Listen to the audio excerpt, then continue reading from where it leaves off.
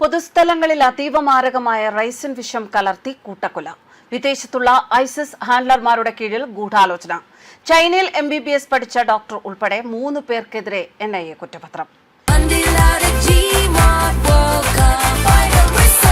ഗോളടിക്കൂ, football സമ്മാനമായി നേടൂ. LED ടിവികൾക്ക് 70% വരെ ഡിസ്കൗണ്ട്. ആഘോഷിക്കൂ ഈ ഫുട്ബോൾ വേൾഡ് കപ്പ് ഗോപുനന്ദിലെ ജിമാർട്ടിനൊപ്പം. ഐസിസ് ഹാൻഡ്ലർമാർ ഇന്ത്യയിലെ അഭ്യസ്ത വിദ്യരുടെ പിന്നാലെ കൂടി ഭീകര പദ്ധതികൾ ആവിഷ്കരിക്കുന്നു എന്നതിന്റെ മറ്റൊരു തെളിവാണിത്. രാജ്യത്തെ നടുക്കിയ ജൈവായുധ ഭീകരാക്രമണ പദ്ധതി പാക് ഐസിസ് നിർദ്ദേശപ്രകാരമെന്ന് NIA കുറ്റപത്രം. പൊതുസ്ഥലങ്ങളിൽ അതീവ മാരകമായ റൈസിൻ വിഷം കലർത്തി കൂട്ടക്കൊല നടത്താനായിരുന്നു പദ്ധതിയെന്ന് NIA കണ്ടെത്തിയിരിക്കുന്നു. ആവണക്കുരുവിൽ നിന്നാണ് ഈ ജൈവ വിഷം വേർതിരിച്ചെടുക്കുന്നത്. വളരെ ഒരു ചെറിയ അളവ് പോലും മനുഷ്യജീവന് ഭീഷണിയാണ്. ചൈനയിൽ നിന്ന് MBBS ബിരുദം നേടിയ ഡോക്ടർ സയ്യിദ് അഹമ്മദ് മുഹിയുദ്ദീനാണ് വിഷം നിർമ്മിക്കുന്നതിന് നേതൃത്വം നൽകിയത്. ഹൈദരാബാദിലെ അയാളുടെ വീട്ടിൽ ഇതിനായി രഹസ്യ സംവിധാനം ഒരുക്കിയതായും NIA കുറ്റപത്രത്തിൽ പറയുന്നു. വിദേശത്തുള്ള ഐസിസ് ഹാൻഡ്ലർമാരുടെ നിർദ്ദേശപ്രകാരമാണ് ഗൂഢാലോചന നടന്നത് എന്നാണ് NIA കണ്ടെത്തിയിരിക്കുന്നത്. ഇന്ത്യയിൽ വലിയ ഭീകരാക്രമണം നടത്തുകയായിരുന്നു ലക്ഷ്യം. 2025-ൽ ഗുജറാത്ത് ATS നടത്തിയ അന്വേഷണത്തിലാണ് പ്രതികൾ ആദ്യം പിടിയിലായത്. പിന്നീട് കേസ് NIA ഏറ്റെടുക്കുകയായിരുന്നു. പ്രതികളുടെ പക്കൽ നിന്ന് ആയുധങ്ങളും ആവണക്കണ്ണയും ഡിജിറ്റൽ തെളിവുകളും അന്വേഷണ സംഘം പിടിച്ചെടുത്തിരുന്നു. മൊബൈൽ ഫോണുകളും മറ്റ് ഇലക്ട്രോണിക് ഉപകരണങ്ങളും പരിശോധിച്ചപ്പോഴാണ് ഗൂഢാലോചനയുടെ കൂടുതൽ വിവരങ്ങൾ പുറത്തുവന്നത്. ഭീകര ശൃംഖലയ്ക്ക് ആളുകളെ കണ്ടെത്തൽ, രഹസ്യ സന്ദേശങ്ങൾ കൈമാറൽ, ആക്രമണത്തിനുള്ള തയ്യാറെടുപ്പുകൾ എന്നിവയിലും പ്രതികൾക്ക് പങ്കുണ്ടായിരുന്നു എന്നാണ് NIA-യുടെ കണ്ടെത്തൽ. പല ഭീകര പ്ലോട്ടുകളുമായും ഹൈ പ്രൊഫൈൽ കൊലപാതകങ്ങളുമായും ബന്ധപ്പെട്ട് എപ്പോഴും ഉയർന്നു കേൾക്കാറുള്ള ഒരു പദമാണ് റൈസിൻ.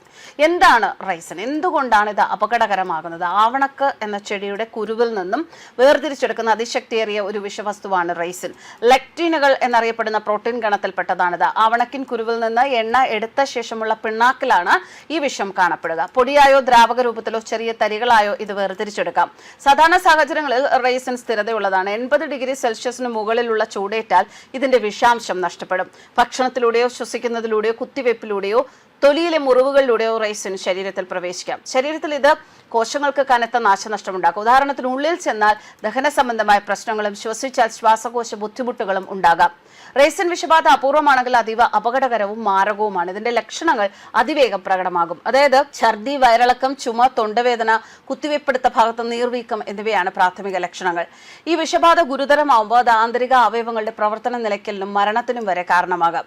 രക്തത്തിലെ ചുവന്ന രക്താണുക്കൾ കട്ടപിടിക്കാൻ കാരണമാവുകയും കോശങ്ങളുടെ സ്വാഭാവിക മരണത്തിന് വഴിവെക്കുകയും ചെയ്യുന്നു. എന്തായാലും റൈസിൻ ചെറിയ അളവിൽ പോലും മാരകമാണ്. 5 മുതൽ 10 മൈക്രോഗ്രാം വരെ ശ്വാസത്തിലൂടെ ഉള്ളിലെത്തിയാൽ മരണം സംഭവിക്കാം. എന്നാൽ ഉള്ളിൽ ചെന്ന് മരണം സംഭവിക്കാൻ അതിലും ഉയർന്ന അളവ് വേണം. മറ്റൊന്ന്, 1-ാം ലോകയുദ്ധകാലത്ത് US സൈന്യം വെടിക്കോപ്പുകളിലും വെടിയുണ്ടകളിലും റൈസിൻ ഉപയോഗിക്കുന്നതിനെ കുറിച്ച് പഠിച്ചിരുന്നു. എന്നാൽ പ്രായോഗികമായ ചില വെല്ലുവിളികൾ കാരണം പദ്ധതി മുന്നോട്ട് പോയില്ല. സമീപകാലത്ത് ഭീകര സംഘടനകൾ റൈസിൻ ഉപയോഗിക്കുന്നതായി റിപ്പോർട്ടുകൾ ധാരാളം വരുന്നുണ്ട്. യാദൃശ്ചികമായ റൈസിൻ വിഷബാധ വളരെ അപൂർവമാണ്. കൃത്യസമയത്ത് ചികിത്സ ലഭിച്ചാൽ പല കേസുകളും ഭേദമാക്കാൻ സാധിക്കും. റൈസിൻ വിഷത്തിനെതിരെ വാക്സിനുകളും വികസിപ്പിച്ചു വരുന്നുണ്ട്. എന്തായാലും ഭീകരവാദ തീവ്രവാദ ശൃംഖലകളൊക്കെ റൈസിൻ ഇത്തരത്തിൽ വികസിപ്പിച്ചെടുത്ത് റൈസിനിലൂടെ വലിയ കൂട്ടക്കൊലകളൊക്കെ നടത്താനുള്ള ശ്രമങ്ങളാണ് നടത്തിയിരുന്നത് എന്നാണ് ഈ ഒരു NIA കുറ്റപത്രത്തിലൂടെ വ്യക്തമാക്കുന്നത്. പലരും പ്രതീക്ഷിക്കാത്ത രീതിയിലുള്ള മേഖലകളിലേക്കൊക്കെ കടന്നു ചെന്ന് ഐസിസ് ഹാൻഡ്ലർമാർ ഭാരതത്തിലുള്ള ഒരു ഉന്നത നിലവാരമുള്ള അഭ്യസ്തവിദ്യരായ ജനങ്ങളുടെ ഇടയിലേക്ക് ഇറങ്ങിച്ചെന്നാണ് ഇത്തരത്തിലുള്ള തീവ്രവാദ പദ്ധതികൾ ആവിഷ്കരിക്കുന്നത്. ന്യൂസ് ഡെസ്ക് കർമ്മ ന്യൂസ്.